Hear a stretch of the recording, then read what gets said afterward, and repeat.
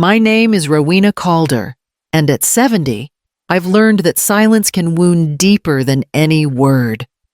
I've spent most of my life in Savannah, a city where people still nod to you from porches and gossip carries faster than the tide. After retiring from the library, I thought I'd spend my years among books and azaleas, not cameras and champagne. That afternoon, the Civic Hall smelled of celebration, cheap rosé, and confetti powder. Balloons bobbed against the ceiling, while a local reporter rehearsed his lines about Savannah's newest millionaire. I stood near the back, still holding my grocery bag, its handles cutting into my palm. Inside were potatoes, a loaf of bread, and a carton of milk I'd bought just before the invitation came. My daughter, Sabine, had insisted I come. She stood on the small stage in a white dress that shimmered under the lights, her husband Kellen at her side. Her voice poured through the speakers, smooth and practiced. "This," she said, raising the ticket like a trophy, "is freedom. No more debts. No more smallness. And some things, some people we leave behind." Laughter rippled across the room. Kellen smiled for the cameras. I felt every gaze slide toward me. The old woman with paper bags and second-hand shoes? Sabine looked directly at me then, her smile stiffening. "It's over. Old woman, I never want to see you again." The microphone crackled in her hand. The sound of it dropping hit like a gunshot, followed by a hush so deep I could hear my own heartbeat. I didn't move. Years of holding my tongue had trained me for this moment. I walked up the steps, slowly, my knees protesting each one. The cameras shifted, the crowd parting without knowing why. I picked up the fallen microphone. My voice, when it came, was steady and small enough to cut through the silence. "Then you should know, dear," I said. Looking straight at her, "that ticket was bought in my name." Gasps broke the air, soft and sharp. Sabine blinked once, twice, and swayed as the room spun around her. As people rushed forward, I set the microphone on the table and stepped down, the sound of my shoes on the wood floor carrying me back toward the door and into the pale heat of late afternoon toward the week before. When everything had still seemed ordinary, a week before the Civic Hall and the cameras, life had followed its usual rhythm, slow, small, and mine. That morning I walked down Abercorn Street to pay my gas bill, the kind of errand that has no urgency except to those who know the weight of a final notice. The air smelled faintly of salt and exhaust, and the clouds hung low over the river. At the corner grocery, I stopped for milk and a bag of flour. The cashier, a young man with tired eyes, nodded when I set my coins on the counter. Beside the register sat a small display of lottery tickets, their edges curling under the fan's breeze. He smiled faintly. "They say this week's jackpot is the big one. Miss Rowena. Maybe it's your turn." I almost laughed. But one slip of paper caught my eye, numbers that lined up with dates I'd carried in my heart for years. My late husband's birthday, the year Sabine was born, the kind of coincidence that feels like someone, somewhere, nudging you to believe in something kind again. I handed over $3, not out of hope, but habit, at home. I wrote my name carefully on the back and used the Georgia Lottery app to register it, more out of curiosity than trust. When the confirmation email came, I smiled at its plainness. Claimant Rowena Calder. The afternoon light poured through my kitchen window, catching the dust on the counter and the chipped edges of my teacup. I opened my mother's old recipe book, a thick binder of yellowed cards written in her looping script, and slipped the ticket between pages for pecan pie. She used to say sweetness didn't come from sugar, but from timing. I closed the book and ran my hand over its worn cover. A foolish thing, maybe, to keep faith in small mercies. But I'd lived long enough to know that sometimes the smallest acts, paying a bill on time, signing your name neatly, keeping a promise, could change everything that came after. Sabine had always been quick to outgrow things' dresses. bedrooms, even people. I used to think that was a sign of promise. In her, I saw the energy I never had, the reach I'd always been too cautious to attempt. When she left for college in Atlanta, I filled the silence with work at the library and the hum of ceiling fans. Every Sunday, I mailed her $50 and a handwritten recipe, small ways to remind her that someone was still keeping the light on at home.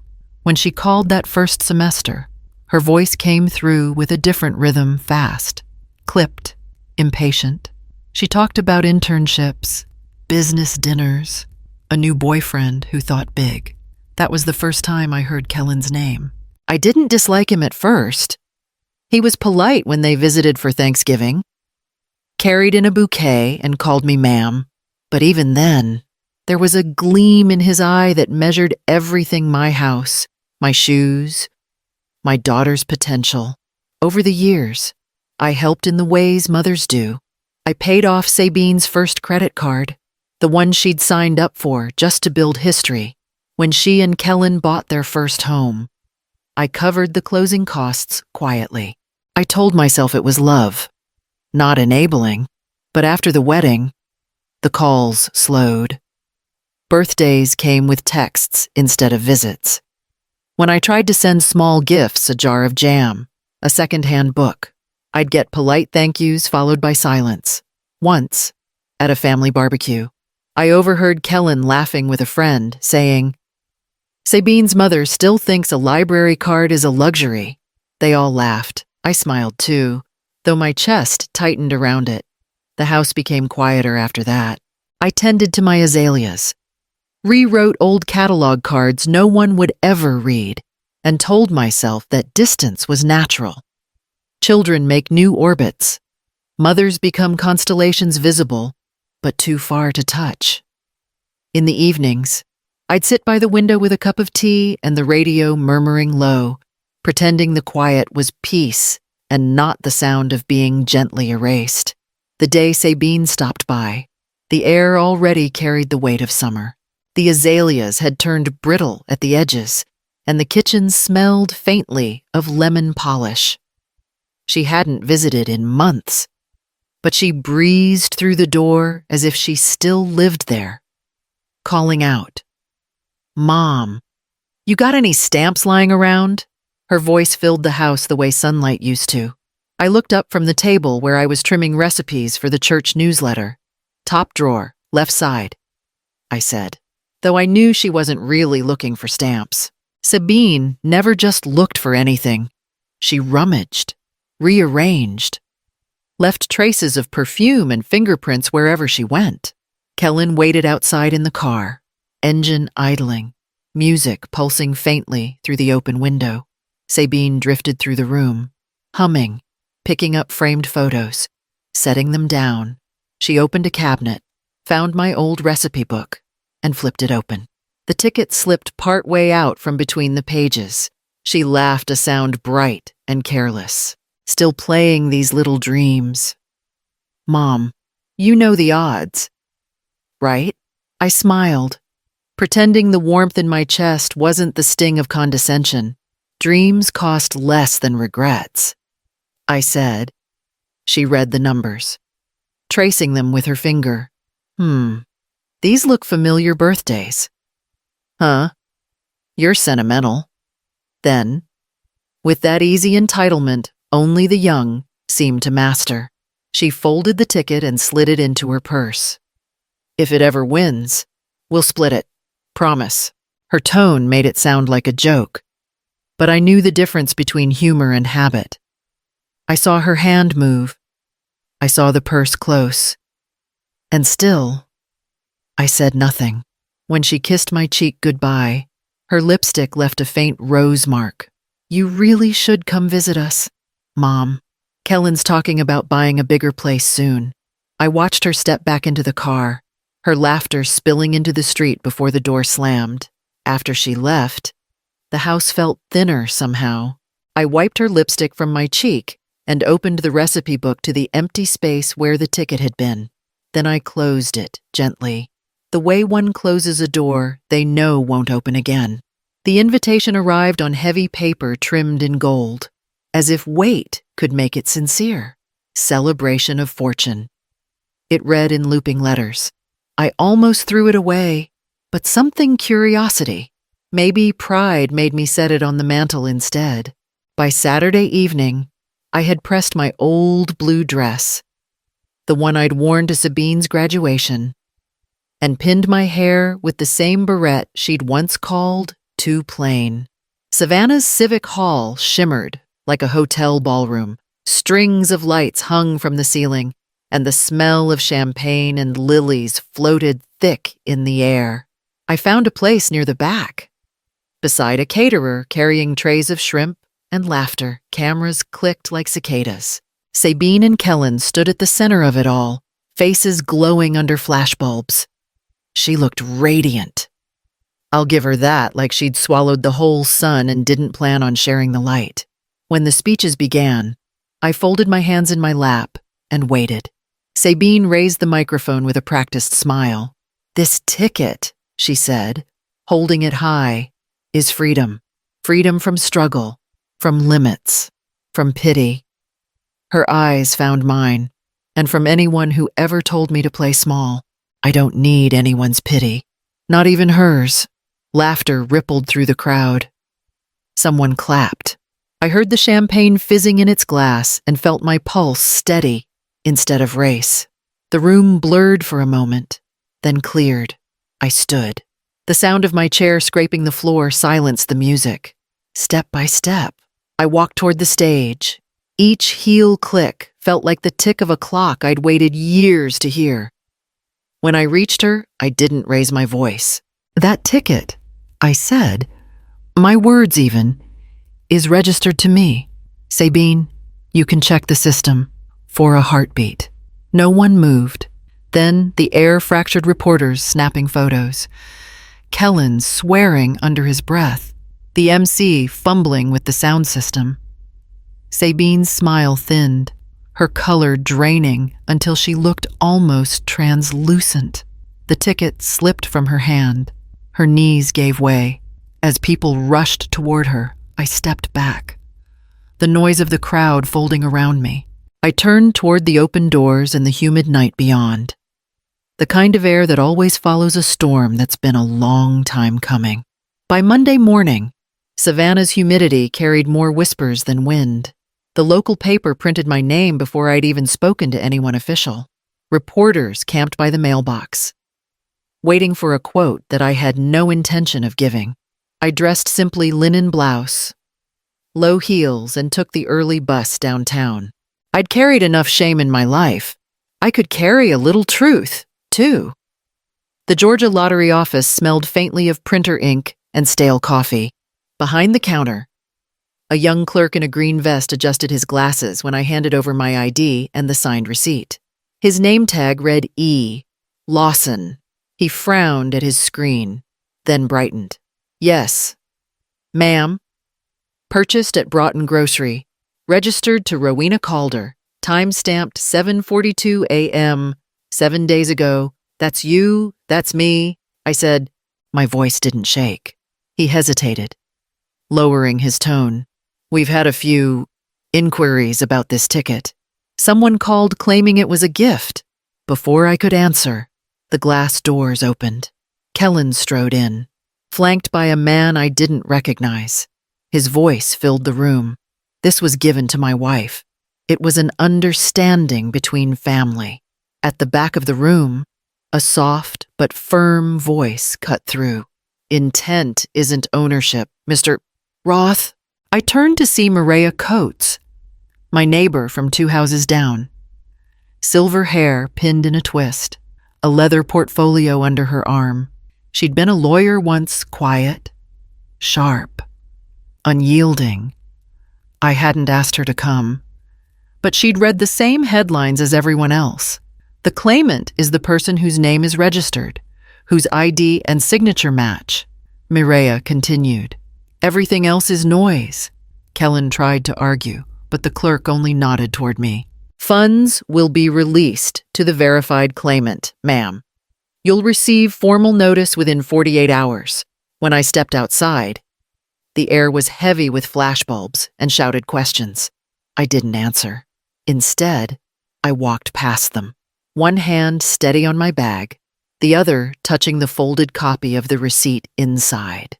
Paper, I thought, could be fragile, but sometimes it was enough to hold the truth.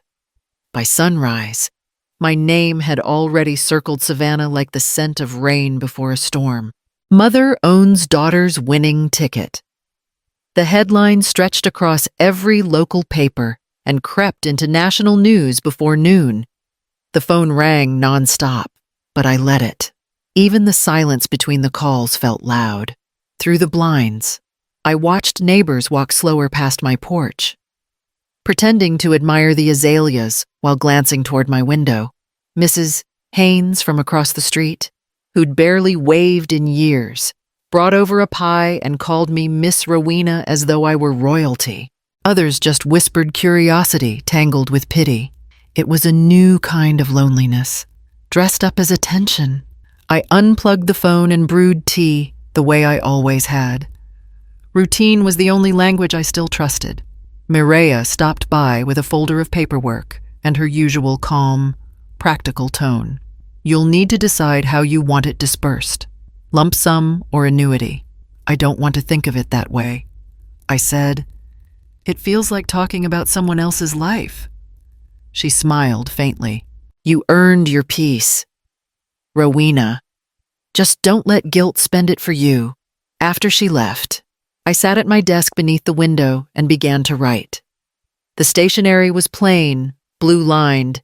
To the Georgia Lottery Community Programs Department, I wrote, I would like to donate a portion of my winnings to establish a scholarship for single mothers continuing their education. When I signed my name, my hand felt lighter than it had in years. I sealed the envelope and placed it beside the lamp, outside. The street hummed with evening chatter, people still speculating, still weighing what they would have done in my place. Later that night, Mireya called once more to check on me. You all right? I'm fine, I said. Money won't fix character, Mireya, but it might feed someone decent. The line went quiet. Somewhere in the distance, church bells carried through the humid air.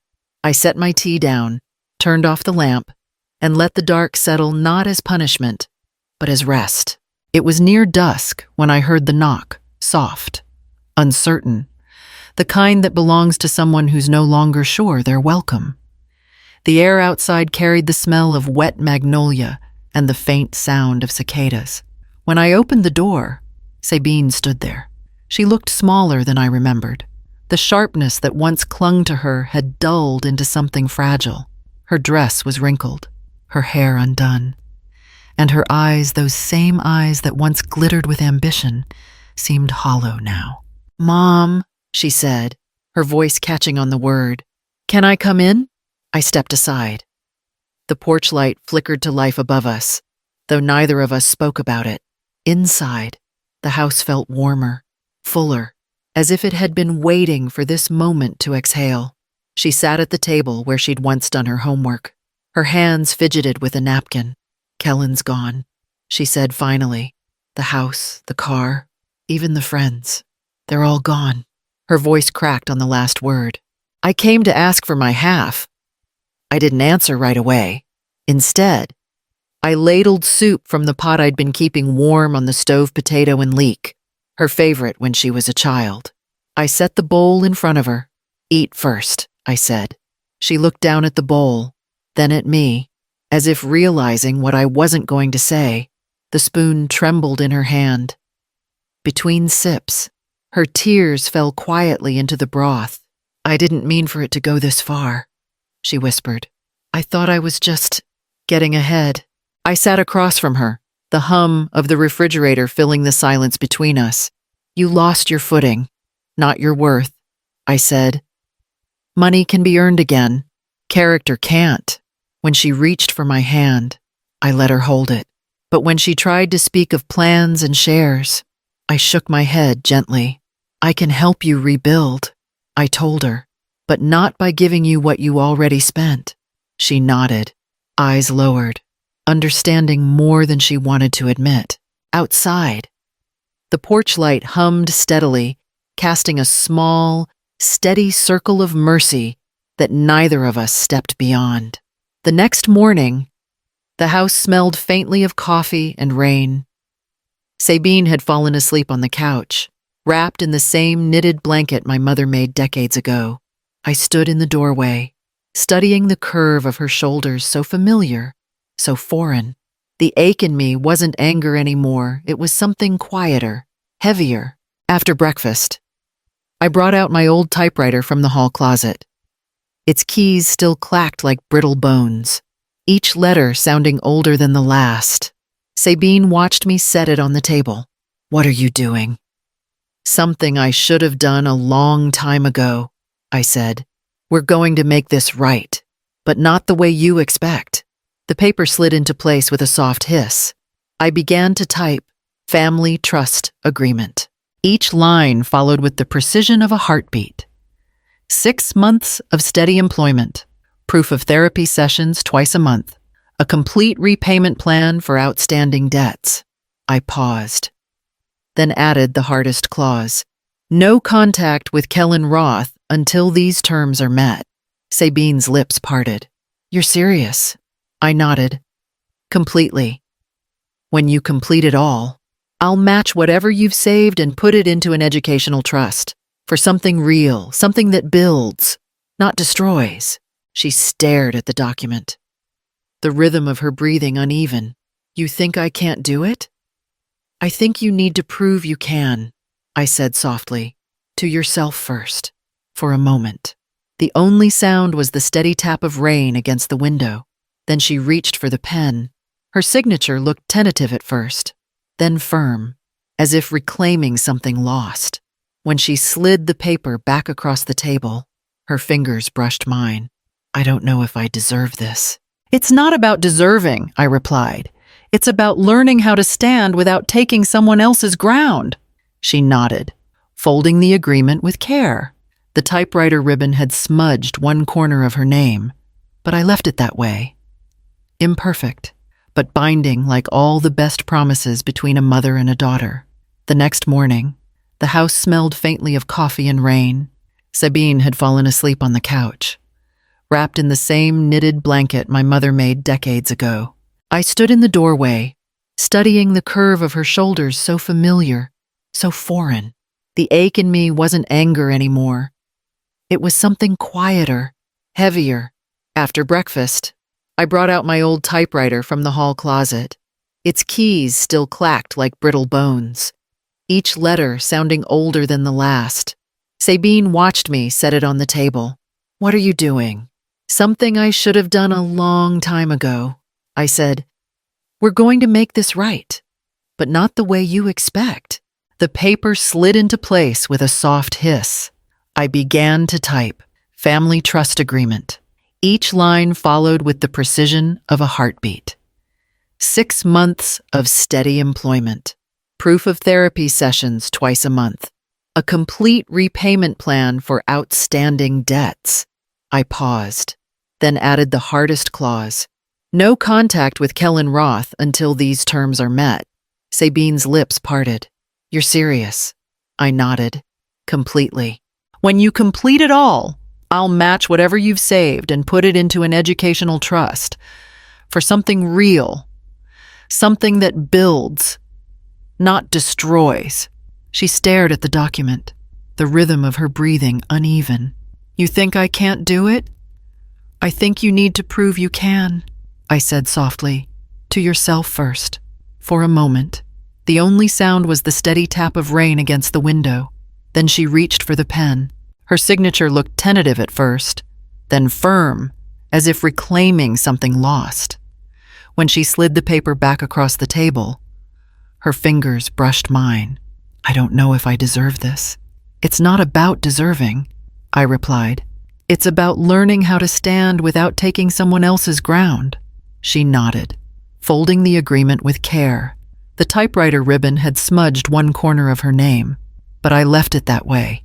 Imperfect, but binding like all the best promises between a mother and a daughter. 6 months passed like the slow turn of a tide, unhurried. but steady. Savannah's summer had softened into autumn, and the air carried that faint sweetness that comes when the magnolia leaves begin to fall. From the porch, I could see the river glinting gold in the afternoon light, calm as if it had never known a storm. Sabine kept her word. She worked at the local library's outreach program, helping teenagers with essays and job forms, organizing book drives for neighborhoods that had long forgotten the sound of turning pages. Some afternoons, I would walk past the big glass windows and see her laughing with a student. Sleeves rolled up, her hair tied back. The pride that stirred in me was quiet but complete, not the kind that wants to be seen, but the kind that finally exhales. I used part of the winnings to expand the scholarship fund, naming it after my mother, a woman who once believed that small kindnesses could change the shape of a life. Mireya helped me draft the paperwork. "You're turning fortune into something clean," she'd said. "That's rarer than money itself." That evening, Sabine arrived carrying a small wrapped box. Her smile was shy, almost childlike. "For you," she said. Inside was a brass plaque, polished and simple. The engraving read, "Home by invitation only." She hesitated. "I thought maybe we could put it here." Together we mounted it beside the porch light, the same one that had stayed on through every sleepless night and late return. The bulb hummed softly as dusk settled over the river. We sat under the magnolia tree, sipping tea from mismatched cups. The wind moved through the branches, scattering petals across the steps. Sabine leaned her head against my shoulder and whispered, "Thank you for not giving up on me." I touched her hand. "I didn't save you, Sabine. You did that yourself." The river shimmered beneath the last light of day, the porch glowing warm above it. I turned off the kettle, breathed in the quiet, and thought money is loud, but peace whispers.